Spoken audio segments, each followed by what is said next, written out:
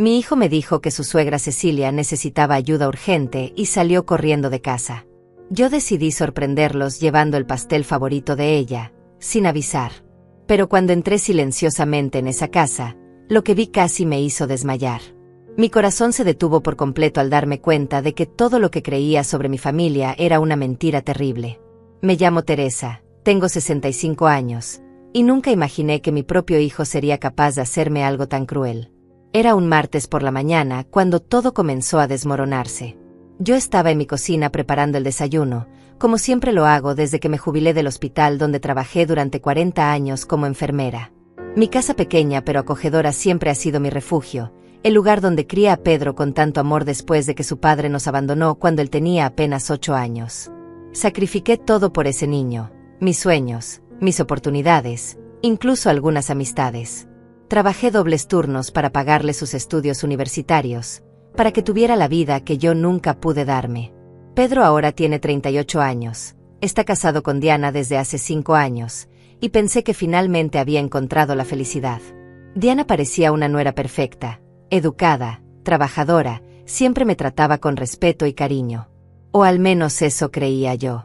Su madre Cecilia vivía sola en una casa grande al otro lado de la ciudad, una mujer de 70 años que siempre me había caído bien en las pocas ocasiones que la conocí en reuniones familiares. Esa mañana terrible, mientras yo regaba mis plantas en el jardín, escuché el teléfono sonar desde adentro. Pedro contestó con voz preocupada, y desde donde estaba pude escuchar fragmentos de la conversación que me pusieron en alerta. Hablaba de Cecilia, de que algo había pasado, de que necesitaba ir inmediatamente. Cuando colgó, vino hacia mí con cara de angustia y me dijo que la madre de Diana había tenido un problema de salud y necesitaba su ayuda urgentemente. Se fue tan rápido que ni siquiera pude preguntarle qué había pasado exactamente. Diana también salió corriendo, diciéndome que me quedaría sola por unas horas mientras resolvían la emergencia. Me quedé ahí, parada en mi jardín, con una sensación extraña en el estómago que no podía explicar. Algo en la forma como se habían ido me parecía diferente. Pedro nunca había sido tan cercano a su suegra como para salir corriendo así, y Diana parecía más nerviosa que preocupada. Pasé toda la mañana pensando en Cecilia, imaginándome qué tipo de emergencia habría tenido. Recordé que la última vez que la vi, hace 3 meses en el cumpleaños de Pedro, me había comentado lo mucho que le gustaba mi pastel de chocolate con nueces. Había insistido tanto en pedirme la receta que incluso me había dicho que era su postre favorito en todo el mundo. En ese momento se me ocurrió una idea que me pareció hermosa. ¿Por qué no hacerle ese pastel para animarla en este momento difícil? Corrí a la cocina y comencé a preparar la masa con la misma dedicación que siempre pongo en todo lo que hago. Mientras batía los huevos y mezclaba la harina, sentía que estaba haciendo algo bueno, algo que demostraría a mi familia lo mucho que me importaban. Horneé el pastel durante 1 hora, lo decoré con el glaseado que sabía que a Cecilia le encantaría, y lo guardé en mi mejor recipiente, el de cristal que heredé de mi madre. Ya eran las 3 de la tarde cuando terminé. Pedro y Diana no habían regresado, y tampoco habían llamado para contarme cómo estaba Cecilia. Mi preocupación comenzó a crecer. ¿Y si había sido algo muy grave? ¿Y si la pobre mujer estaba hospitalizada? Decidí que no podía quedarme en casa sin hacer nada. Tomé las llaves de mi viejo auto, cargué el pastel con cuidado, y manejé hacia la casa de Cecilia con la intención de sorprenderlos a todos con mi gesto de cariño. El viaje hasta su casa me tomó 40 minutos. Durante todo el camino iba imaginándome la cara de felicidad que pondría Cecilia al ver que me había tomado la molestia de hacerle su postre favorito. Pensaba en cómo Pedro se sentiría orgulloso de tener una madre tan considerada, y en cómo Diana me abrazaría agradecida por mi gesto. Eran fantasías hermosas que me llenaban el corazón mientras conducía por las calles conocidas de mi ciudad. Cuando llegué a su casa, noté que el auto de Pedro estaba estacionado afuera, lo cual me tranquilizó un poco. Al menos sabía que estaban ahí cuidando a Cecilia. La casa se veía normal desde afuera, las cortinas corridas, el jardín bien cuidado, nada que indicara una emergencia médica. Tomé el pastel y caminé hacia la puerta principal, pero cuando iba a tocar el timbre, algo me detuvo. Una voz interior me dijo que tal vez sería mejor no interrumpir si Cecilia estaba descansando o si los médicos estaban ahí atendiéndola. Recordé que Diana me había mencionado una vez que siempre dejaban una llave de repuesto debajo de la maceta de geranios rojos que estaba junto a la entrada. Pensé que podría entrar silenciosamente, dejar el pastel en la cocina con una nota cariñosa, y irme sin molestar a nadie. Sería una sorpresa aún más linda, y Cecilia la descubriría cuando se sintiera mejor. Encontré la llave exactamente donde Diana me había dicho. La tomé con cuidado y abrí la puerta principal muy despacio, tratando de no hacer ruido. El pasillo estaba en silencio, y pude oler el aroma familiar de la casa de Cecilia, esa mezcla de lavanda y limón que siempre tenía. Caminé de puntillas hacia la cocina, cargando el pastel como si fuera el tesoro más preciado del mundo. Pero entonces escuché voces que venían de la sala. No eran voces de preocupación o de emergencia médica. Eran voces tranquilas, hasta diría que conspirativas. Me detuve en seco, mi corazón comenzó a latir más rápido, y algo en mi interior me advirtió que algo no estaba bien. Me quedé inmóvil en el pasillo, con el pastel temblando en mis manos. Las voces que escuchaba no tenían nada que ver con una emergencia médica. Eran Pedro y Diana hablando en tonos bajos, susurrando como si estuvieran planeando algo secreto. Mi instinto de madre me gritaba que algo estaba terriblemente mal, pero mi corazón se negaba a creer que mis sospechas pudieran ser ciertas. Dejé el pastel sobre una mesita del pasillo y me acerqué despacio hacia la sala, pegándome a la pared como si fuera una espía. Nunca en mis 65 años había hecho algo así, pero una fuerza inexplicable me empujaba a descubrir qué estaba pasando realmente. ¿Dónde estaba Cecilia? ¿Por qué Pedro y Diana hablaban tan bajo si se suponía que estaban cuidando a una enferma? Las palabras que escuché a continuación me helaron la sangre. Pedro estaba diciendo algo sobre papeles, sobre firmas, sobre aprovechar la oportunidad antes de que fuera demasiado tarde. Diana le respondía con nerviosismo, mencionando que tenían que ser muy cuidadosos para que nadie sospechara nada. Mencionaron mi nombre varias veces, hablando de cómo mantenerme alejada de todo el asunto hasta que fuera irreversible. Mi mundo comenzó a tambalearse. ¿De qué papeles hablaban? ¿Qué oportunidad? ¿Por qué querían mantenerme alejada? Sentí como si el suelo bajo mis pies se estuviera agrietando, como si toda la realidad que conocía fuera una ilusión que estaba a punto de desvanecerse. Pero necesitaba escuchar más, necesitaba entender qué estaba pasando con mi familia. Me arriesgué a asomar la cabeza apenas 1 centímetro para poder verlos. Pedro estaba sentado en el sofá verde de Cecilia con una carpeta llena de documentos en las manos, revisándolos uno por uno con la concentración de alguien que está haciendo algo muy importante. Diana caminaba de un lado a otro de la sala, mordiéndose las uñas, visiblemente nerviosa. Pero lo que más me impactó fue ver a Cecilia sentada en su sillón favorito, completamente consciente y aparentemente saludable, observando todo con una expresión que no podía descifrar desde mi posición. No había ninguna emergencia médica. Cecilia no estaba enferma. Todo había sido una mentira para alejarme de casa, para que ellos pudieran reunirse sin mi presencia. ¿Pero para qué? ¿Qué era tan importante que tenían que mentirme de esa manera tan cruel? Mi corazón comenzó a latir tan fuerte que temí que pudieran escucharlo desde la sala. Diana se acercó a Pedro y le susurró algo al oído que no pude escuchar completamente, pero sí alcancé a distinguir palabras como dinero, venta y antes de que se entere. Pedro asintió con gravedad y le mostró uno de los papeles, señalando algo específico que hizo que Diana sonriera de una manera que nunca había visto en ella. Era una sonrisa fría, calculadora, completamente diferente a la mujer dulce que yo creía conocer. Cecilia habló por primera vez, y su voz llegó clara hasta donde yo estaba escondida. Dijo que estaba preocupada por mí, que yo era una buena mujer y no merecía que le hicieran eso. Pedro le respondió con dureza, diciéndole que no se preocupara por mí, que yo estaría bien cuidada cuando todo terminara. Que era mejor así, que yo era demasiado ingenua para entender los negocios complicados, y que ellos estaban haciendo lo mejor para toda la familia. Las lágrimas comenzaron a brotar de mis ojos, sin que pudiera controlarlas. Mi propio hijo, el niño que crié con tanto sacrificio, el hombre al que le di todo mi amor y mi vida entera, estaba hablando de mí como si fuera un obstáculo, como si fuera demasiado tonta para participar en las decisiones importantes de mi propia familia. La humillación y el dolor que sentí en ese momento fueron más intensos que cualquier sufrimiento físico que hubiera experimentado en mi vida. Diana sacó su teléfono y comenzó a hacer una llamada. Habló con alguien sobre una cita para el viernes, mencionando que tenían todos los documentos listos y que la persona de la tercera edad ya había dado su consentimiento verbal. Mi sangre se congeló cuando me di cuenta de que estaban hablando de mí. Yo era la persona de la tercera edad de la que hablaban, y aparentemente había dado algún tipo de consentimiento que yo no recordaba haber dado jamás. Pedro se levantó del sofá y caminó hacia la ventana, hablando por teléfono con alguien más. Mencionó una cantidad de dinero que me dejó sin aliento, $250,000. Era una suma enorme, más dinero del que yo había visto junto en toda mi vida. Hablaba de esa cantidad como si fuera algo que ya tenían asegurado, como si fuera dinero que ya estaba en sus manos. ¿Pero de dónde iba a salir tanto dinero? ¿Qué estaban vendiendo? ¿Qué tenía que ver conmigo? La conversación telefónica continuó, y poco a poco fui entendiendo fragmentos de la verdad que me partían el alma. Pedro estaba hablando de mi casa, de la casa donde había vivido durante 30 años, donde lo había criado, donde teníamos todos nuestros recuerdos juntos.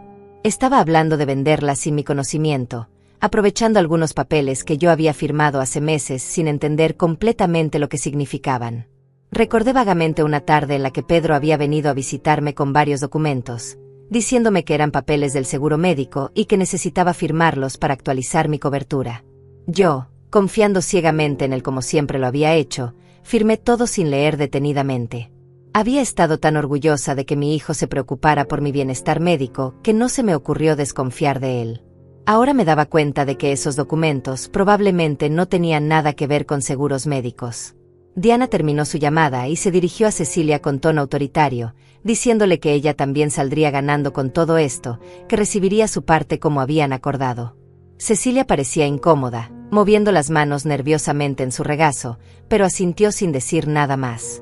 Era evidente que ella también estaba involucrada en lo que fuera que estuvieran planeando, pero parecía ser el eslabón más débil de la cadena.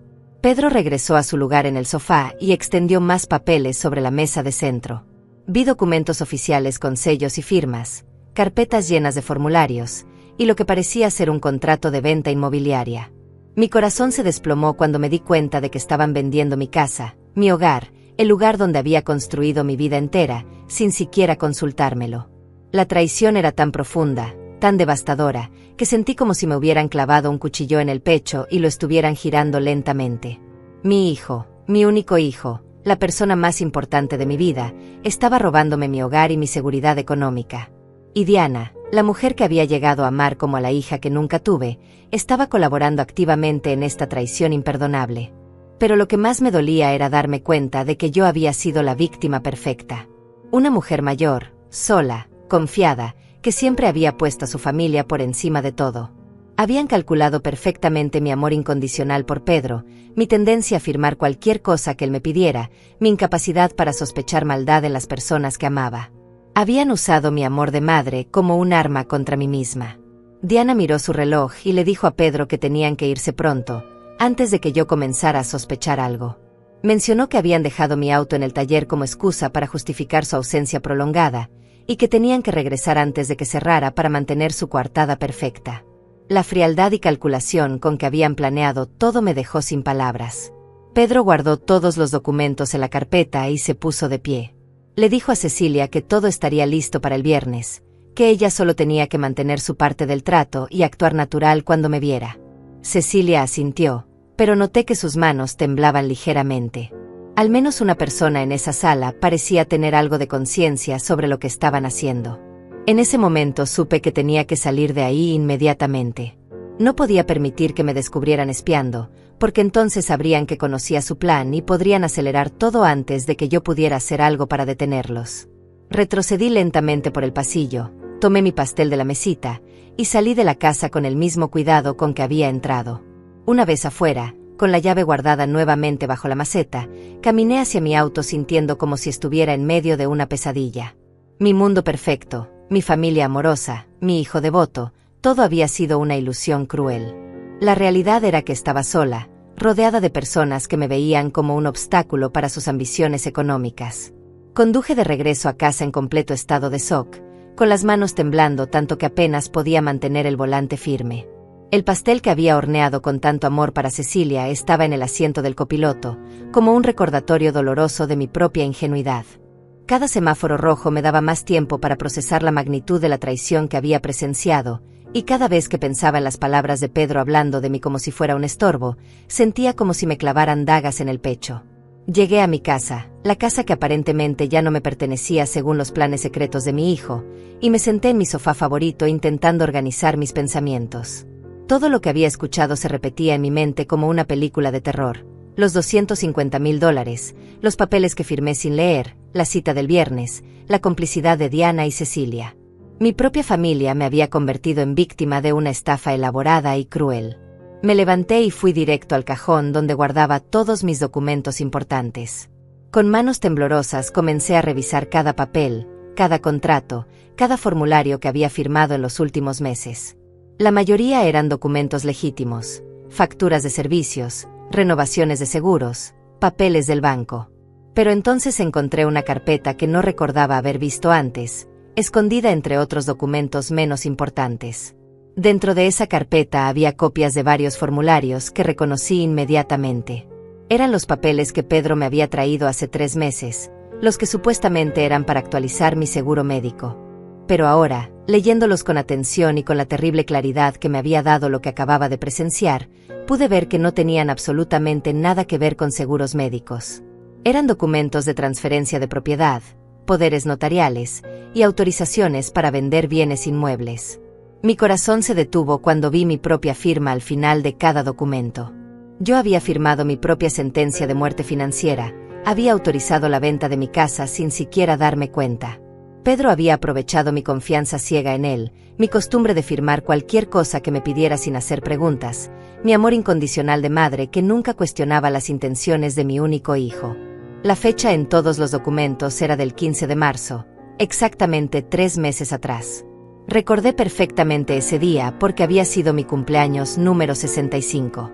Pedro había llegado con flores, un pastel comprado en la pastelería más cara de la ciudad, y estos papeles del seguro que necesitaba que firmara urgentemente.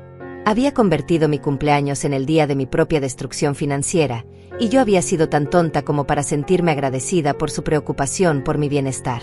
Seguí leyendo los documentos con horror creciente. No solo habían planeado vender mi casa, sino que también habían incluido mis ahorros de toda la vida en el trato. 40 años de trabajo como enfermera, 40 años de sacrificios y privaciones para asegurar mi futuro, y todo estaba siendo transferido legalmente a Pedro como mi representante legal autorizado. Según estos papeles, yo había perdido completamente el control sobre mis propias finanzas. El teléfono sonó interrumpiendo mis pensamientos devastadores. Era Pedro, con esa voz falsamente preocupada que ahora reconocía como pura actuación. Me preguntó cómo estaba, si había comido bien, si necesitaba algo del supermercado. Durante toda la conversación fingió estar en el taller mecánico arreglando su auto, manteniendo perfectamente la mentira que había construido para justificar su ausencia. La facilidad con la que me mentía me hizo darme cuenta de que probablemente llevaba meses, tal vez años, engañándome sobre muchas cosas. Le pregunté por Cecilia, fingiendo inocencia sobre su supuesta emergencia médica. Pedro no perdió el ritmo ni por un segundo, inventando una historia elaborada sobre cómo la habían llevado al hospital por una crisis de presión arterial, pero que ya estaba mejor y descansando en casa. Diana había decidido quedarse con ella esa noche para cuidarla, según su versión. Cada palabra que salía de su boca era una mentira perfectamente construida, y él la narraba con la tranquilidad de alguien que está acostumbrado a engañar. Después de colgar, me quedé sentada en mi cocina sintiendo una mezcla de dolor y rabia que nunca había experimentado antes. El dolor por la traición de mi hijo era tan intenso que sentía como si algo se estuviera rompiendo físicamente dentro de mi pecho. Pero junto con ese dolor comenzó a crecer algo más, una furia fría y determinada que me sorprendió por su intensidad. Durante toda mi vida había sido una mujer pacífica, comprensiva, que siempre buscaba excusas para perdonar a los demás. Pero lo que me habían hecho era imperdonable. Esa noche no pude dormir ni un solo minuto. Me quedé despierta en mi cama pensando en todas las señales que había ignorado, en todas las ocasiones en las que Pedro había mostrado su verdadera naturaleza y yo había elegido no verlas. Recordé conversaciones donde había hecho comentarios sobre lo caro que era mantener una casa tan grande para una persona sola, sobre lo conveniente que sería que yo me mudara a un apartamento más pequeño. Recordé sus preguntas insistentes sobre mis finanzas, sobre cuánto dinero tenía ahorrado, sobre si había hecho testamento. También recordé el cambio sutil en la actitud de Diana durante los últimos meses. La forma como había comenzado a mirarme de manera extraña cuando hablaba de mis planes futuros, como si supiera algo que yo no sabía. Las veces que había interrumpido conversaciones entre Pedro y ella cuando yo entraba inesperadamente a la habitación. Los susurros que se callaban abruptamente cuando me acercaba. Todo había estado ahí, frente a mis ojos, pero mi amor ciego por ellos me había impedido ver la verdad. Al amanecer tomé una decisión que cambiaría mi vida para siempre. No iba a quedarme como una víctima pasiva esperando a que me robaran todo lo que había trabajado durante décadas para conseguir. No iba a permitir que mi hijo y su esposa me convirtieran en una anciana indigente y desamparada. Si querían jugar sucio, yo también podía aprender a jugar su juego, pero con la ventaja de que ellos no sabían que yo conocía sus planes. Mi primer paso fue llamar a mi banco y solicitar una cita urgente con el gerente para el mismo día. Inventé una historia sobre necesitar revisar todas mis cuentas por un posible fraude, y gracias a mis 40 años como cliente leal, me dieron cita para esa misma tarde.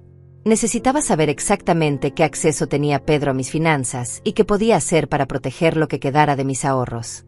Luego marqué el número de Amalia, mi única hermana, que vivía en otra ciudad. Amalia y yo habíamos tenido nuestras diferencias a lo largo de los años, especialmente porque ella siempre había desconfiado de Pedro y nunca había entendido por qué yo lo defendía tanto. Ahora me daba cuenta de que su instinto había sido mejor que el mío. Le conté todo lo que había descubierto, cada detalle de la traición, cada documento que había encontrado. Amalia se quedó en silencio por un largo momento después de escuchar mi relato. Finalmente me dijo las palabras que necesitaba escuchar. Teresa, ese hombre no es tu hijo, es un depredador que ha estado esperando el momento perfecto para robarte todo. Y tú no tienes que quedarte ahí esperando a que lo haga. Su apoyo me dio la fuerza que necesitaba para continuar con mi plan de contraataque. Me sugirió que contactara inmediatamente a un abogado especializado en fraudes familiares, alguien que pudiera revisar todos los documentos que había firmado y determinar si había alguna manera legal de anularlos. También me recomendó que comenzara a grabar todas mis conversaciones con Pedro y Diana, para tener pruebas de sus mentiras y manipulaciones. Era hora de dejar de ser la madre ingenua y convertirme en una mujer que luchaba por su supervivencia. Esa tarde, sentada en la oficina del gerente del banco, descubrí que la situación era aún peor de lo que había imaginado. Pedro no solo tenía acceso total a mis cuentas de ahorro gracias a los poderes que había firmado sin saberlo, sino que ya había hecho varias transferencias importantes a cuentas que yo desconocía. En los últimos 2 meses habían desaparecido $35,000 de mis ahorros, transferidos en pequeñas cantidades para que yo no notara la diferencia de inmediato. El gerente me explicó que técnicamente las transferencias eran completamente legales porque yo había autorizado a Pedro como mi representante financiero. Pero cuando le mostré que había firmado esos documentos bajo engaño, creyendo que eran papeles de seguros médicos, me aseguró que había maneras de disputar esas autorizaciones si podía demostrar que había sido víctima de fraude familiar. Era una batalla legal complicada, pero no imposible de ganar. Salí del banco con una mezcla de devastación y determinación. Habían robado $35,000 de mis ahorros de toda la vida, pero aún quedaba dinero suficiente para contratar un buen abogado y luchar. El viernes, según lo que había escuchado en casa de Cecilia, tenían planeado cerrar definitivamente la venta de mi casa. Eso me daba exactamente 3 días para preparar mi contraataque y salvar lo que quedaba de mi vida. Esa noche, Pedro llegó a casa actuando como el hijo perfecto de siempre. Me trajo comida china de mi restaurante favorito, me preguntó sobre mi día, me contó más mentiras elaboradas sobre el estado de salud de Cecilia. Durante toda la cena lo observé actuar, estudiando cada gesto, cada expresión, cada palabra, como si fuera un espécimen peligroso que necesitaba entender para sobrevivir. Era aterrador darme cuenta de lo buen actor que era, de lo fácil que le resultaba manipular mis emociones y hacerme creer cualquier historia que inventara. Al día siguiente muy temprano, antes de que Pedro despertara, salí silenciosamente de casa con una misión clara. Tenía 48 horas para desarmar el plan que habían tejido contra mí durante meses, y cada minuto era crucial. Mi primera parada fue la oficina del abogado que Amalia me había recomendado, un hombre llamado Fernando que se especializaba en casos de abuso financiero contra personas mayores. Fernando era un hombre de unos 50 años con aspecto serio pero comprensivo. Cuando le mostré todos los documentos que había firmado y le expliqué las circunstancias del engaño, su expresión se endureció progresivamente. Me dijo que casos como el mío eran más comunes de lo que la gente imaginaba, que los hijos que estafaban a sus padres ancianos representaban una epidemia silenciosa en nuestro país. Esas palabras me consolaron y me horrorizaron al mismo tiempo. Revisó cada papel con atención minuciosa mientras yo le narraba exactamente cómo Pedro me había engañado para firmarlos. Le conté sobre mi cumpleaños, sobre las flores y el pastel caro, sobre cómo había convertido mi día especial en el momento perfecto para ejecutar su traición. Fernando tomó notas detalladas y me explicó que teníamos bases sólidas para disputar todos esos documentos por haber sido firmados bajo engaño y manipulación emocional. Me explicó el proceso legal que tendríamos que seguir. Primero, presentaríamos una denuncia por fraude familiar ante el fiscal, acompañada de toda la evidencia que pudiéramos recopilar. Segundo, solicitaríamos una orden judicial para congelar inmediatamente todos los movimientos de mis bienes hasta que se resolviera el caso. Tercero, iniciaríamos el proceso de anulación de todos los poderes notariales que había firmado sin conocimiento de su verdadero contenido. El costo de todo este proceso legal sería considerable, aproximadamente $15,000, pero Fernando me aseguró que si ganábamos el caso, podríamos recuperar no solo mis bienes, sino también daños adicionales por el sufrimiento emocional causado. Me advirtió que sería una batalla larga y dolorosa, que tendría que testificar contra mi propio hijo en corte, que toda la situación se volvería pública y humillante. Pero también me aseguró que era la única manera de recuperar mi vida y mi dignidad. Firmé todos los papeles necesarios para iniciar el proceso legal y le entregué un adelanto de $5,000 que saqué de mi cuenta de emergencia. Fernando me prometió que comenzaría inmediatamente con las gestiones para congelar mis bienes y que intentaríamos detener la venta programada para el viernes. Salí de su oficina sintiéndome por primera vez en días como si tuviera algún control sobre mi destino. Mi siguiente parada fue una tienda de electrónicos donde compré un pequeño dispositivo de grabación que podía esconder fácilmente en mi ropa. El vendedor, un joven amable, me explicó cómo usarlo y me aseguró que la calidad de audio sería suficiente para propósitos legales. Me sentía como una espía en una película, pero sabía que necesitaba evidencia concreta de las mentiras y manipulaciones de Pedro para fortalecer mi caso legal. Regresé a casa justo cuando Pedro se estaba levantando. Me recibió con un beso en la mejilla y me preguntó dónde había ido tan temprano. Le mentí diciéndole que había tenido una cita médica de rutina, y noté cómo ni siquiera se molestó en preguntar detalles sobre mi supuesta cita. Su falta de interés genuino por mi bienestar me confirmó una vez más que yo no era más que una fuente de dinero para él. Durante el desayuno activé discretamente el dispositivo de grabación y comencé a hacerle preguntas aparentemente inocentes sobre nuestro futuro financiero. Le pregunté si creía que mi casa era demasiado grande para mí, si pensaba que debería considerar venderla y mudarme a algo más pequeño. Pedro se iluminó inmediatamente, como si hubiera estado esperando esa conversación durante meses. Con una actuación digna de un Oscar, comenzó a contarme lo preocupado que había estado por mi seguridad viviendo sola en una casa tan grande. Mencionó los costos de mantenimiento, los impuestos altos, la dificultad de cuidar el jardín a mi edad. Cada palabra que salía de su boca era grabada por el dispositivo escondido en mi blusa, y cada argumento que presentaba era en realidad parte de su plan para convencerme de entregar voluntariamente lo que ya había robado legalmente. Le pregunté qué pensaba que debería hacer con el dinero de una posible venta. Sus ojos brillaron con una codicia que intentó disimular bajo una máscara de preocupación filial. Me sugirió que sería prudente invertir ese dinero en algo seguro, tal vez un fondo que él pudiera manejar para mí, ya que yo no tenía experiencia en inversiones complicadas. Era increíble cómo había convertido su robo en un favor que me estaba haciendo.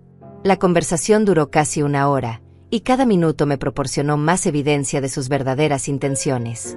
Habló de contactos en el mercado inmobiliario que podrían ayudarnos a conseguir un buen precio por la casa, mencionó fechas específicas que coincidían perfectamente con lo que había escuchado en casa de Cecilia, e incluso se ofreció a manejar todos los trámites legales para que yo no tuviera que preocuparme por los detalles complicados.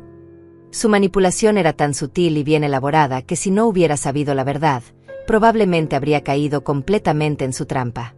Después del desayuno, Pedro se fue supuestamente a trabajar, pero yo sabía que probablemente se dirigía a otra reunión secreta para ultimar los detalles de mi despojo. Tan pronto como salió, llamé a Fernando para contarle sobre la grabación que había obtenido. Se mostró muy complacido y me pidió que se la enviara inmediatamente por correo electrónico. Me explicó que esa evidencia fortalecería enormemente nuestro caso y demostraría el patrón de manipulación psicológica que Pedro había estado usando contra mí. El teléfono sonó interrumpiendo mis pensamientos. Era Diana, con esa voz dulce y falsa que ahora me resultaba nauseabunda. Me preguntó cómo me sentía, si había dormido bien, si necesitaba que me trajera algo del supermercado. Durante toda la conversación fingió preocupación por mi bienestar mientras yo sabía que en realidad estaba verificando que no sospechara nada de sus planes. Le pregunté por Cecilia, y Diana mantuvo perfectamente la mentira sobre su enfermedad, agregando nuevos detalles inventados sobre su recuperación. Esa tarde recibí una llamada de Fernando con noticias mixtas. La buena noticia era que había logrado presentar una solicitud de emergencia para congelar temporalmente la venta de mi casa, y el juez la había aprobado por 24 horas mientras revisaba nuestros documentos. La mala noticia era que Pedro y sus cómplices podrían acelerar sus planes si sospechaban que alguien estaba interfiriendo con su esquema. Me advirtió que tenía que actuar con mucha cautela durante las próximas horas. No podía dar ninguna señal de que sabía sobre sus planes, porque si se daban cuenta de que los había descubierto, podrían tomar medidas desesperadas para asegurar al menos parte del botín antes de que los detuviéramos legalmente. Era una situación delicada que requería que mantuviera mi actuación de madre ingenua hasta el momento preciso de revelar mi contraataque. Por la noche, Pedro regresó a casa con Diana, ambos actuando como si fuera una visita casual.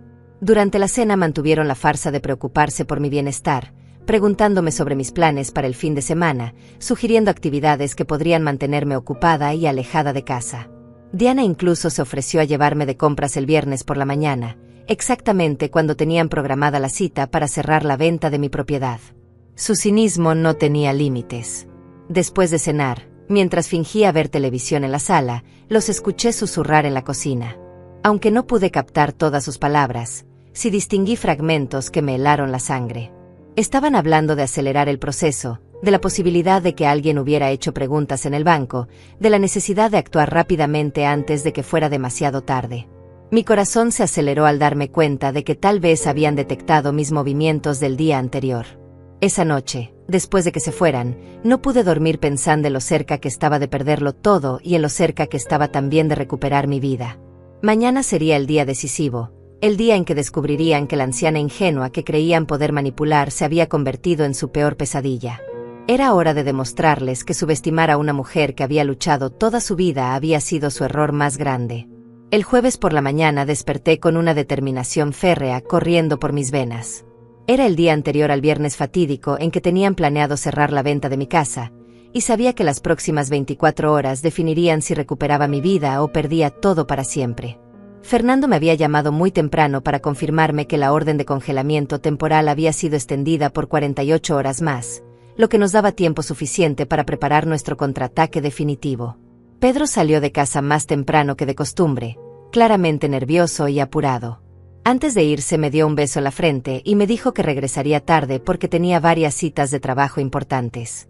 Sus ojos evitaron los míos durante toda la conversación, y noté cómo sus manos temblaban ligeramente mientras fingía revisar unos papeles.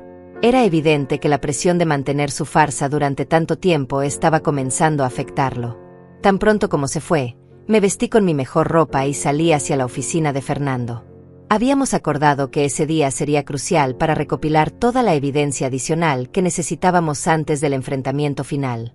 En su oficina me esperaba una sorpresa que no había anticipado. Había contactado a un investigador privado llamado Aurelio, un hombre de aspecto serio y profesional que se especializaba en casos de fraude familiar. Aurelio había pasado las últimas 24 horas investigando los movimientos de Pedro y Diana, y tenía información que me dejó completamente atónita.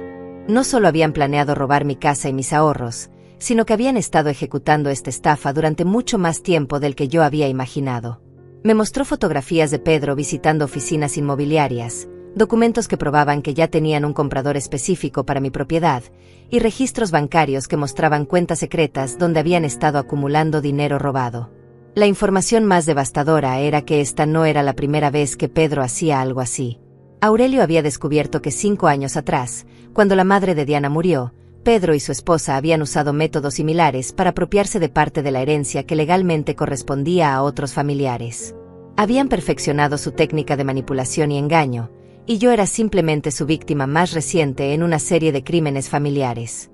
Fernando me explicó que con toda esta nueva evidencia podíamos no solo recuperar mis bienes, sino también presentar cargos criminales que podrían llevar a Pedro y Diana a la prisión. La magnitud de su traición era aún mayor de lo que había imaginado, y la frialdad con la que habían planeado destruir mi vida me llenó de una furia que jamás había experimentado. Ya no se trataba solo de recuperar mi dinero y mi casa, Se trataba de hacer justicia. Pasé toda la mañana en la oficina del abogado, firmando documentos adicionales, revisando estrategias legales y preparándome mentalmente para lo que vendría. Fernando me explicó que habíamos decidido tender una trampa a Pedro y Diana. En lugar de confrontarlos directamente, permitiríamos que llegaran hasta el último momento de su plan, y luego los sorprenderíamos cuando creyeran que habían ganado. Sería más satisfactorio y nos daría evidencia adicional de sus intenciones criminales. El plan era simple pero efectivo. Yo actuaría completamente normal durante el resto del día, mantendría mi fachada de anciana ingenua, y les permitiría creer que su plan estaba funcionando perfectamente. Mañana viernes, cuando llegaran a la supuesta cita para cerrar la venta de mi casa, se encontrarían con Fernando, Aurelio, y una orden judicial que no solo cancelaba la venta, sino que congelaba todas sus cuentas bancarias mientras se investigaba el fraude. Regresé a casa sintiéndome como una actriz preparándose para la actuación más importante de su vida. Pedro llegó esa tarde con un ramo de flores rojas, claramente intentando mantenerme de buen humor antes del golpe final. Me abrazó con una calidez falsa que me revolvió el estómago, y durante la cena me habló sobre sus planes para el fin de semana, sobre lo mucho que me quería, sobre cómo siempre se preocupaba por mi bienestar. Cada palabra era una mentira que grabé cuidadosamente con mi dispositivo oculto. Diana llegó después de cenar con una botella de vino caro y una sonrisa que ahora reconocía como completamente falsa. Durante toda la velada mantuvieron una actuación perfecta de yerno y nuera amorosos, preguntándome sobre mi salud, contándome chistes, asegurándose de que me sintiera querida y valorada. Era su manera de asegurar que no sospecharía nada cuando despertara el sábado y descubriera que ya no tenía casa ni ahorros. La conversación más perturbadora de la noche ocurrió cuando Pedro comenzó a hablar sobre mi futuro. Con una preocupación aparentemente genuina, me dijo que había estado pensando mucho sobre mi situación, sobre lo sola que estaba, sobre lo difícil que debía ser para mí manejar tantas responsabilidades a mi edad. Me sugirió que tal vez sería bueno que considerara mudarme a una residencia para personas mayores, donde estarían mejor cuidada y no tendría que preocuparme por nada. Diana apoyó inmediatamente la sugerencia, agregando que conocía lugares muy bonitos donde yo estaría cómoda y segura. Mencionaron específicamente una residencia que costaba $3,000 mensuales, exactamente la cantidad que quedaría de mis ingresos después de que robaran todos mis ahorros y vendieran mi casa. Habían calculado todo hasta el último centavo, asegurándose de que pudiera pagar mi propio encierro con lo poco que me dejarían.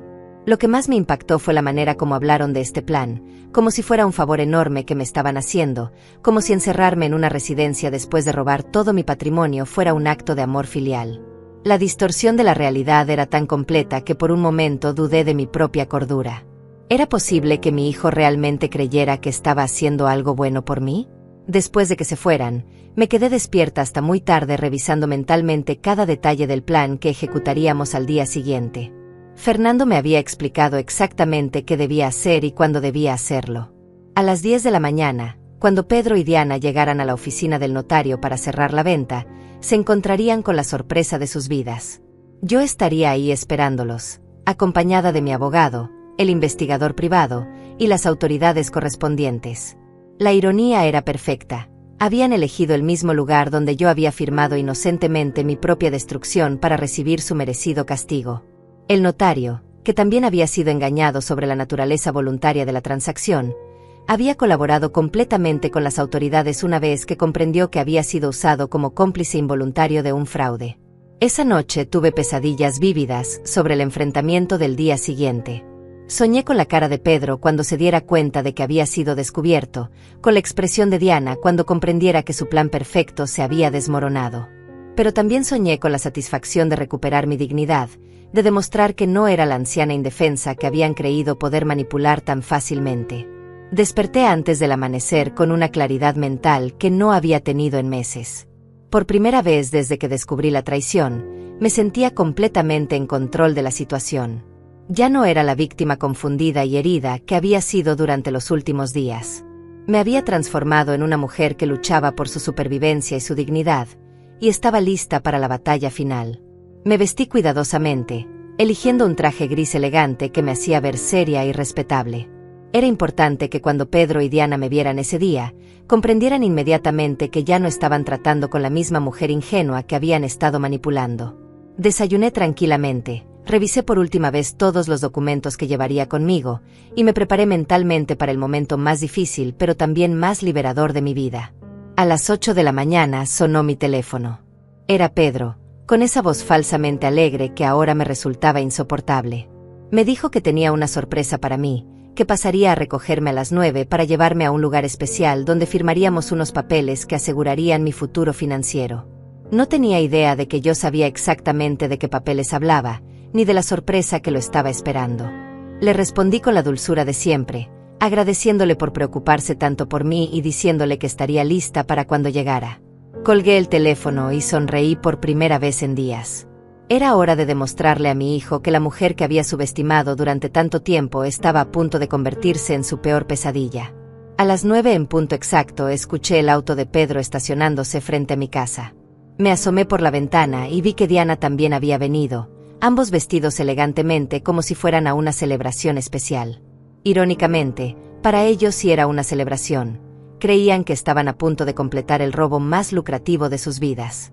No tenían idea de que se dirigían directamente hacia su propia destrucción. Pedro tocó la puerta con esa sonrisa falsa que ya conocía tan bien. Me abrazó con fingido cariño y me dijo lo hermosa que me veía con mi traje gris. Diana me cumplimentó mi peinado y me entregó un pequeño ramo de flores silvestres, como si fuéramos a una ocasión feliz en lugar de a mi propio funeral financiero.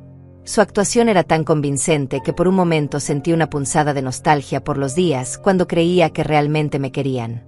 Durante el viaje hacia la oficina del notario mantuvieron una conversación ligera y aparentemente sin importancia.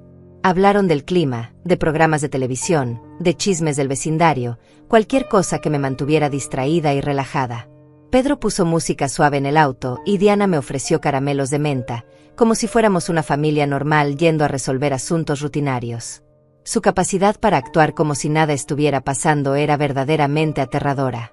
Cuando llegamos al edificio donde estaba ubicada la notaría, Pedro me ayudó a bajar del auto con una caballerosidad exagerada. Me tomó del brazo como si fuera una anciana frágil que necesitaba asistencia, reforzando la imagen de vulnerabilidad que había cultivado para justificar su control sobre mi vida. Diana caminaba del otro lado, manteniendo una conversación trivial sobre lo bonito que estaba el día y lo bien que me vería la oficina nueva del notario. Subimos al 5º piso en el elevador, y durante todo el trayecto Pedro me explicó con voz condescendiente que íbamos a firmar unos documentos que mejorarían mi situación financiera. Me habló como si fuera una niña que necesitaba que le explicaran conceptos complejos en términos simples. Diana asentía y agregaba comentarios sobre lo afortunada que era de tener un hijo tan dedicado que se preocupara tanto por mi bienestar económico. Cuando las puertas del elevador se abrieron, vi el pasillo que llevaría hacia mi reivindicación. En ese momento supe que había llegado el momento de dejar de actuar como víctima y revelar mi verdadera naturaleza. Fernando me había explicado que era importante mantener la sorpresa hasta el último segundo posible, para que Pedro y Diana no tuvieran oportunidad de escapar o inventar nuevas mentiras. Pedro tocó la puerta de la oficina del notario, esperando que le abrieran para proceder con su plan diabólico. Pero cuando la puerta se abrió, no fue el notario quien apareció. Era Fernando, mi abogado, con una expresión seria y profesional que inmediatamente cambió la atmósfera de toda la situación. Detrás de él pude ver a Aurelio, el investigador privado, y a 2 oficiales de policía que habían venido como testigos del confrontamiento. La cara de Pedro pasó por una serie de expresiones que nunca olvidaré. Confusión inicial, seguida de reconocimiento gradual de que algo estaba terriblemente mal, y finalmente horror absoluto cuando se dio cuenta de que habían caído en una trampa. Diana se quedó paralizada, con la boca abierta, incapaz de procesar lo que estaba viendo. Las flores que me había regalado cayeron al suelo, creando una imagen perfecta de sus planes desmoronándose. Fernando se dirigió a Pedro con voz autoritaria y le informó que estaba bajo investigación por fraude familiar, falsificación de documentos y abuso financiero de personas mayores. Le explicó que todas las transacciones que había hecho con mis bienes habían sido congeladas por orden judicial, y que cualquier intento de proceder con la venta de mi propiedad constituiría un delito adicional que agravaría su situación legal. Pedro intentó mantener su fachada de inocencia, balbuceando confusamente sobre malentendidos y documentos legítimos. Trató de dirigirse a mí con esa voz manipuladora que había usado durante meses, pidiendo que le explicara a los presentes que todo había sido consensual, que él solo estaba tratando de ayudarme con mis finanzas complicadas. Pero ya no había marcha atrás en mi decisión de enfrentarlo. Me acerqué a Pedro y lo miré directamente a los ojos por primera vez en días, sin fingir ser la madre ingenua que él creía poder controlar. Le dije con voz firme y clara que sabía exactamente lo que había estado haciendo, que había descubierto toda su conspiración para robarme mi casa y mis ahorros. Le expliqué que había estado grabando sus conversaciones, recopilando evidencia, y preparando mi defensa mientras él creía que me estaba engañando exitosamente. Diana intentó interrumpir con llanto fingido, clamando que todo había sido un malentendido terrible, que ella nunca había querido lastimar a nadie, que Pedro la había obligado a participar contra su voluntad. Pero Aurelio inmediatamente intervino mostrando las fotografías que había tomado de ella visitando oficinas inmobiliarias y discutiendo los detalles de la venta con compradores potenciales. Su actuación de víctima inocente se desplomó instantáneamente frente a la evidencia irrefutable. Los oficiales de policía se acercaron para informar formalmente a Pedro y Diana que estaban siendo arrestados en conexión con las acusaciones de fraude. Les leyeron sus derechos mientras yo observaba cómo se desmoronaba completamente el plan que habían construido tan cuidadosamente durante meses. Pedro me miraba con una mezcla de shock y rabia, como si no pudiera creer que su víctima perfecta se hubiera convertido en su cazadora. Fernando me entregó copias de todos los documentos que habían sido anulados por la corte. Mi casa estaba otra vez completamente bajo mi control, mis cuentas bancarias habían sido restauradas a mi nombre exclusivo, y todos los poderes notariales fraudulentos habían sido cancelados oficialmente. Por primera vez en meses, yo era nuevamente la dueña absoluta de mi propia vida y mi patrimonio. Mientras esposaban a Pedro, él hizo un último intento desesperado de manipular mis emociones. Me gritó que yo era su madre, que no podía hacerle esto a su propio hijo, que todo lo que había hecho había sido por mi bien. Pero sus palabras ya no tenían poder sobre mí. Había aprendido a ver a través de sus mentiras y manipulaciones, y ya no era la mujer vulnerable que había sido víctima de su crueldad. Diana fue arrestada llorando y clamando inocencia hasta el final, insistiendo en que había sido manipulada por Pedro y que nunca había querido participar en ningún plan criminal. Pero la evidencia que Aurelio había recopilado mostraba claramente que ella había sido una participante activa y entusiasta en cada aspecto de la conspiración para robar mi patrimonio. Después de que se llevaran a Pedro y Diana esposados, me quedé parada en esa oficina sintiendo una mezcla extraña de triunfo y vacío absoluto. Había ganado la batalla, había recuperado mis bienes, había hecho justicia, pero también había perdido para siempre la ilusión de tener una familia que me amaba. El silencio que siguió a su arresto fue ensordecedor, llenado únicamente por el eco de las mentiras que habían estado diciéndome durante meses. Fernando me acompañó a sentarme mientras procesaba la magnitud de lo que acababa de suceder. Me explicó que los cargos contra Pedro y Diana eran muy serios y que probablemente enfrentarían varios años de prisión si eran declarados culpables. El fraude familiar contra personas mayores era un delito federal que los tribunales tomaban muy en serio, especialmente cuando involucraba sumas tan grandes de dinero y manipulación psicológica tan elaborada. Aurelio me mostró el resto de la evidencia que había recopilado durante su investigación. Habían encontrado correos electrónicos entre Pedro y Diana discutiendo en detalle cómo manipularme, conversaciones de texto donde se burlaban de mi ingenuidad, y hasta grabaciones de llamadas telefónicas donde planeaban qué mentiras contarme para mantenerme alejada mientras ejecutaban su plan. Leer esas conversaciones fue como recibir puñaladas directas al corazón. En uno de los mensajes más crueles, Pedro le escribía a Diana que yo era tan predecible que podían manipularme para firmar cualquier cosa si lo presentaban correctamente. Se reían de cómo había caído en la trampa de los papeles del seguro médico en mi propio cumpleaños, y Diana respondía diciendo que yo era tan desesperada por sentirme querida que nunca sospecharían nada mientras siguieran actuando como la familia perfecta. Lo más devastador fue descubrir que habían estado planeando esto desde antes de que se casaran. Diana había investigado mi situación financiera desde el principio de su relación con Pedro, y habían calculado exactamente cuánto podrían obtener de mi patrimonio. Yo nunca había sido una suegra querida para ella, había sido un objetivo financiero desde el primer día que nos conocimos. Fernando me explicó los próximos pasos del proceso legal. Pedro y Diana permanecerían detenidos hasta su audiencia de fianza, programada para la semana siguiente.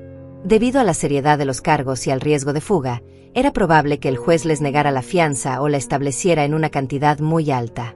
Mi testimonio sería crucial para el caso, y tendría que estar preparada para relatar toda la experiencia ante un tribunal lleno de desconocidos.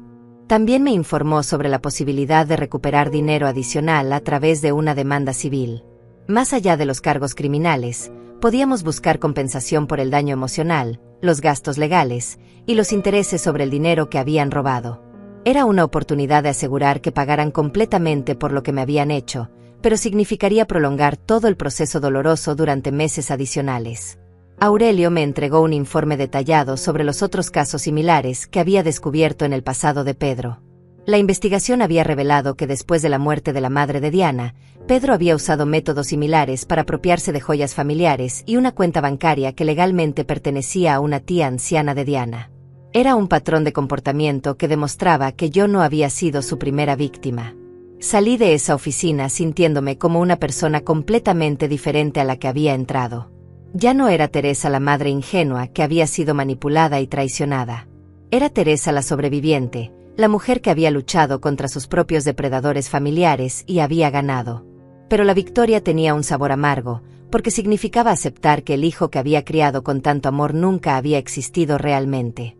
Durante el viaje de regreso a mi casa, que ahora sabía que era verdaderamente mía otra vez, reflexioné sobre todas las señales que había ignorado durante años. La falta de interés genuino de Pedro por mi bienestar emocional, su obsesión constante con mis finanzas, la manera como siempre cambiaba de tema cuando yo hablaba de hacer donaciones caritativas o de viajar. Había estado condicionando mi comportamiento durante años, preparándome para ser la víctima perfecta de su estafa final. También pensé en Diana y en cómo había sido completamente engañada por su actuación. La mujer dulce y cariñosa que creía conocer nunca había existido. Desde el primer día había sido una actriz profesional, estudiando mis debilidades, aprendiendo qué botones emocionales presionar, perfeccionando su papel de nuera perfecta mientras planeaba mi destrucción financiera. Su traición se sentía casi tan profunda como la de Pedro. Cuando llegué a mi casa, me senté en mi sala y miré alrededor con ojos completamente nuevos. Cada mueble, cada fotografía, cada recuerdo había estado a punto de ser arrebatado de mí por las dos personas en las que más confiaba en el mundo. La casa se sentía diferente ahora, no solo porque había recuperado la propiedad legal, sino porque finalmente era un espacio libre de mentiras y manipulación. El teléfono comenzó a sonar insistentemente. Era Cecilia, la madre de Diana, probablemente enterándose de los arrestos y tratando de hacer control de daños. Dejé que sonara sin contestar. No estaba lista para lidiar con más mentiras o explicaciones falsas. Necesitaba tiempo para procesar todo lo que había descubierto y decidir cómo quería manejar el resto de las relaciones familiares que habían sido contaminadas por esta traición. Amalia, mi hermana, llegó esa tarde después de que le contara por teléfono todo lo que había pasado. Me abrazó mientras lloraba lágrimas que eran simultáneamente de alivio y de profundo dolor. Me dijo que estaba orgullosa de la fuerza que había mostrado, pero también reconoció la devastación emocional de descubrir que mi único hijo era un criminal que había estado planeando robarme todo lo que tenía. Esa noche, por primera vez en semanas, dormí profundamente. Ya no tenía que preocuparme por mantener una actuación. Ya no tenía que fingir que no sabía sobre la traición que se desarrollaba a mi alrededor. Pero también sabía que aunque había ganado esta batalla, la guerra emocional por sanar de esta traición apenas estaba comenzando. Tendría que reconstruir completamente mi concepto de familia y aprender a vivir con el conocimiento de que el amor más profundo de mi vida había sido una ilusión cruel. Los días siguientes al arresto fueron un torbellino de emociones contradictorias que me dejaron exhausta mental y físicamente. Por las mañanas despertaba sintiéndome fuerte y victoriosa, orgullosa de haber tenido el coraje de enfrentar a mis depredadores familiares y recuperar mi vida. Pero por las tardes, cuando el silencio de la casa me recordaba que ya no tenía familia, me sumergía en una tristeza tan profunda que a veces no podía ni siquiera levantarme del sofá. Fernando me llamaba diariamente para mantenerme informada sobre el progreso del caso. Pedro y Diana habían contratado abogados defensores caros, probablemente usando el dinero que habían robado de mis cuentas antes de ser arrestados.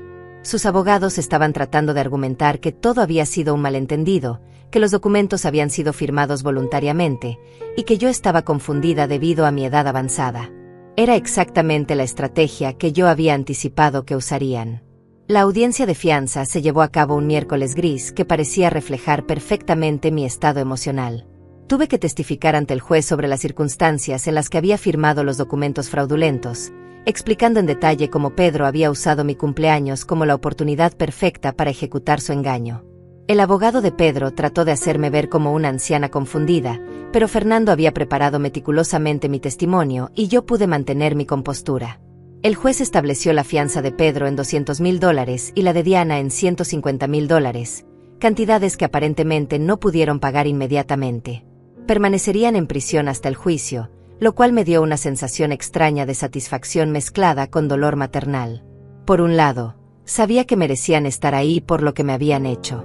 Por otro lado, era mi hijo el que estaba tras las rejas, y 40 años de instinto maternal no se desvanecen fácilmente. Aurelio continuó su investigación y descubrió información aún más perturbadora sobre el alcance de la traición. Pedro había estado falsificando mi firma en documentos bancarios durante más de un año, no solo en los meses recientes como yo había pensado inicialmente. Había creado una identidad falsa mía en línea para solicitar préstamos contra la propiedad de mi casa, y había estado interceptando mi correo para esconder los estados de cuenta que habrían revelado sus actividades criminales. La manipulación había sido aún más sistemática de lo que imaginaba. Pedro había estado gradualmente aislándome de mis amistades, sugiriendo sutilmente que ciertas personas no me convenían o que estaba demasiado ocupado para llevarme a eventos sociales. Había estado controlando mi acceso a información, asegurándose de que no viera ciertos documentos financieros, y había hasta influenciado mi decisión de no usar banca en línea diciéndome que era demasiado complicada para personas de mi edad. El investigador también había descubierto que Diana había estado investigando residencias para ancianos desde hace meses, no como un plan de respaldo sino como parte integral de su esquema. Habían elegido específicamente una instalación que costara exactamente lo que les quedaría de mis ingresos después de robar todo lo demás, asegurándose de que yo pudiera sobrevivir pero nunca recuperar mi independencia financiera. Una tarde recibí una carta desde la prisión. Era de Pedro, escrita en esa letra familiar que había visto en tarjetas de cumpleaños y notas cariñosas durante décadas. En la carta, mantenía su actuación hasta el final, insistiendo en que todo había sido un malentendido terrible, que él solo había querido protegerme de decisiones financieras complicadas, que me amaba más que a su propia vida y nunca me haría daño intencionalmente. Leyendo esa carta me di cuenta de algo que me heló la sangre. Pedro realmente creía en sus propias mentiras. No era simplemente un estafador cínico que había decidido robar a su madre anciana. Era alguien que había logrado convencerse a sí mismo de que destruir mi vida financiera era un acto de amor filial. Su capacidad para distorsionar la realidad era tan completa que genuinamente no podía ver el mal que había hecho. La carta continuaba pidiendo que retirara los cargos, que le diera otra oportunidad de demostrar cuánto me amaba, que recordara todos los años felices que habíamos pasado juntos antes de este malentendido. Me prometía que si lo liberaba, dedicaría el resto de su vida a cuidarme y protegerme. Era la última manipulación desesperada de un hombre que había perdido todo poder sobre mí, pero aún no podía aceptar esa realidad. Por un momento, leyendo esas palabras familiares escritas con la letra que conocía desde que era un niño pequeño, sentí una punzada del viejo amor maternal. Recordé al pequeño Pedro que corría hacia mí cuando tenía pesadillas, al adolescente que me había abrazado cuando su padre nos abandonó, al joven adulto que había llorado en mis brazos cuando perdió su primer trabajo. ¿Era posible que esa persona aún existiera dentro del criminal que había tratado de robarme todo? Pero entonces recordé las grabaciones que había escuchado, los mensajes de texto donde se burlaba de mi ingenuidad con Diana, la frialdad calculada con la que habían planeado mi destrucción durante meses. El Pedro que recordaba con cariño había sido una ilusión cuidadosamente construida para mantenerme vulnerable y controlable. El verdadero Pedro era el hombre que había celebrado en privado cuando logró que firmara mi propia ruina financiera en mi cumpleaños. Rompí la carta sin terminar de leerla y la tiré a la basura. No podía permitir que sus últimos intentos de manipulación emocional debilitaran mi resolución. Había trabajado demasiado duro para recuperar mi vida como para permitir que me arrastrara otra vez hacia la dinámica tóxica que había controlado nuestra relación durante años. Esa noche llamé a Fernando y le confirmé que quería proceder con todos los cargos criminales y civiles. No habría perdón, no habría segunda oportunidad, no habría reconciliación familiar emotiva. Pedro y Diana habían hecho su elección cuando decidieron robarme todo lo que tenía, y ahora tendrían que vivir con las consecuencias de esa decisión durante el resto de sus vidas. El proceso legal continuaría durante meses, pero yo tenía una nueva misión que iba más allá de mi propia justicia. Quería usar mi experiencia para ayudar a otras personas mayores que podrían estar pasando por situaciones similares. Aurelio me había contado sobre docenas de casos parecidos que había investigado, y Fernando me explicó que el abuso financiero de ancianos por parte de familiares era una epidemia creciente que a menudo pasaba desapercibida. Comencé a investigar organizaciones que trabajaban con víctimas de abuso financiero familiar. Quería compartir mi historia, no solo para exponer a Pedro y Diana, sino para educar a otras personas sobre las señales de advertencia que yo había ignorado durante tanto tiempo. Si mi dolor podía prevenir que otra madre pasara por lo que yo había pasado, entonces toda esta experiencia terrible tendría al menos algún propósito positivo. También decidí que era hora de reconstruir mi vida social. Pedro había logrado aislarme sutilmente de muchas amistades durante los últimos años, y ahora me daba cuenta de que había sido parte de su estrategia para hacerme más dependiente de él emocionalmente. Comencé a llamar a viejas amigas del hospital, a reconectar con vecinos que había dejado de ver, a salir de la burbuja de aislamiento que había permitido que se creara alrededor de mí. 6 meses después del día que cambió mi vida para siempre, me encuentro sentada en mi jardín disfrutando del atardecer con una taza de té y una sensación de paz que no había tenido en años. El juicio terminó hace 3 semanas con veredictos de culpabilidad para Pedro y Diana en todos los cargos. Pedro fue sentenciado a 8 años de prisión por fraude familiar agravado, falsificación de documentos y abuso financiero de personas mayores. Diana recibió 6 años por los mismos cargos, considerando que el juez determinó que había sido menos central en la planificación inicial del esquema. Durante el juicio tuve que testificar en detalle sobre toda la experiencia, reviviendo cada momento doloroso de la traición ante una sala llena de extraños, periodistas y curiosos. Fue una de las experiencias más difíciles de mi vida, pero también la más liberadora. Por primera vez pude contar mi historia completa sin temer las consecuencias, sin preocuparme por herir sentimientos familiares, sin dudar de mi propia percepción de los eventos. Mi voz se hizo más fuerte con cada palabra que pronuncié. El abogado de Pedro hizo un último intento desesperado de retratarme como una anciana confundida que había malinterpretado las buenas intenciones de su hijo. Pero las pruebas eran abrumadoras. Las grabaciones, los documentos falsificados, los testimonios de expertos, las evidencias bancarias, todo construyó un caso irrefutable. Cuando el juez leyó los veredictos de culpabilidad, sentí como si un peso enorme se levantara de mis hombros después de meses de cargarlo. Pedro me miró desde la mesa de los acusados cuando se llevaron las sentencias.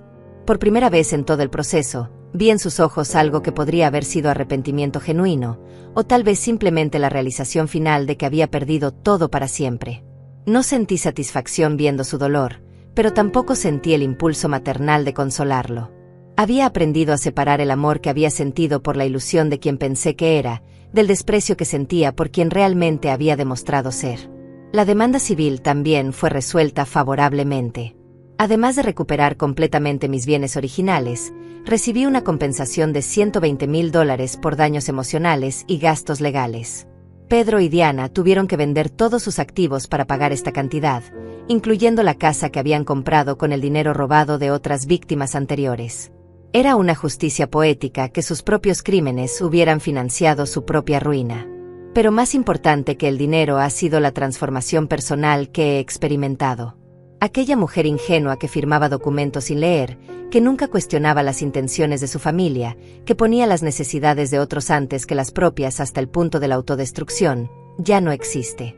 He aprendido a confiar en mi instinto, a hacer preguntas difíciles, a poner límites firmes, y a valorar mi propia seguridad y bienestar tanto como valoraba el de otros. He comenzado a trabajar como voluntaria en una organización que ayuda a víctimas de abuso financiero familiar.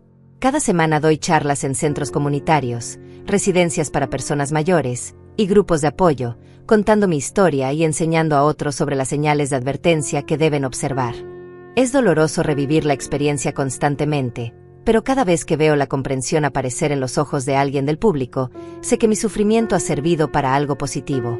La semana pasada una mujer de 70 años se me acercó después de una de mis charlas con lágrimas en los ojos. Me contó que su hijo había estado presionándola para firmar documentos similares a los que yo había firmado, usando las mismas tácticas de manipulación emocional que Pedro había usado conmigo. Gracias a mi presentación, había reconocido el patrón y había decidido consultar con un abogado antes de firmar cualquier cosa. Saber que había salvado a otra madre de pasar por lo que yo pasé hizo que todo el dolor valiera la pena. Mi relación con Amalia se ha fortalecido enormemente durante este proceso. Ella ha sido mi roca emocional, la persona que me recordaba mi valor y mi fuerza cuando yo dudaba de mí misma. Hemos comenzado a viajar juntas, algo que nunca había hecho porque siempre estaba demasiado ocupada cuidando a Pedro y su familia.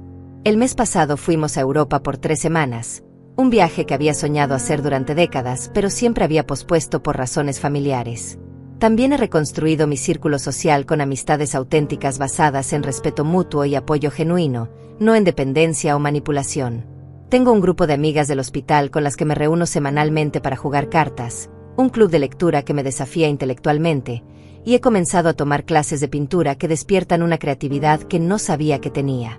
Por primera vez en décadas, mi vida social no gira alrededor de las necesidades y demandas de otra persona. He rediseñado mi casa para que refleje mis propios gustos en lugar de mantener un espacio que acomodara las visitas constantes de Pedro y Diana. Pinté las paredes de colores que me gustan, compré muebles que me hacen feliz, y creé un estudio de arte donde paso horas pintando paisajes y retratos. Es mi santuario personal, un espacio que nadie puede quitarme o contaminar con mentiras y manipulación. Ocasionalmente recibo cartas de Pedro desde la prisión, pero ya no las abro. Las entrego directamente a Fernando, quien las guarda como evidencia en caso de que contengan amenazas o intentos de manipulación adicional. He aprendido que no le debo nada a alguien que me traicionó tan completamente, ni siquiera la cortesía de leer sus excusas o súplicas. Mi paz mental vale más que cualquier obligación maternal que pueda sentir hacia alguien que eligió convertirse en mi enemigo. Diana intentó contactarme a través de Cecilia varias veces, pero he sido firme en mi decisión de no tener ningún tipo de comunicación con ninguna de las personas que participaron en la conspiración contra mí. Cecilia, que al final cooperó con las autoridades y testificó sobre su participación reluctante en el esquema, recibió libertad condicional, pero nuestra relación nunca se recuperó. Algunas traiciones son demasiado profundas para ser perdonadas, sin importar las circunstancias. El proceso de sanación ha sido largo y a veces doloroso, pero también ha sido increíblemente empoderante. He descubierto una fuerza interior que no sabía que poseía, una capacidad de resistencia que me sorprende incluso a mí. He aprendido que el amor verdadero nunca incluye traición, manipulación o abuso, y que cualquier relación que requiera que yo comprometa mi seguridad o dignidad no vale la pena mantener. Ahora, mientras el sol se pone sobre mi jardín y mi casa que verdaderamente me pertenece, puedo decir honestamente que soy más feliz y más completa de lo que había sido en años. Pedro y Diana creyeron que me estaban robando mi futuro, pero en realidad me liberaron de una prisión emocional que había estado habitando sin darme cuenta. Me dieron, sin quererlo, el regalo más valioso de todos: la oportunidad de descubrir quién soy realmente cuando no estoy definida por mi papel como madre sacrificada y esposa abnegada. Mi historia no terminó con su traición, comenzó con mi decisión de luchar. Y cada día que elijo vivir por mí misma, valorar mi propia felicidad y usar mi experiencia para ayudar a otros, es una victoria sobre todos los que creyeron que podían destruirme. Soy Teresa, tengo 65 años, soy una sobreviviente, y mi vida recién está empezando.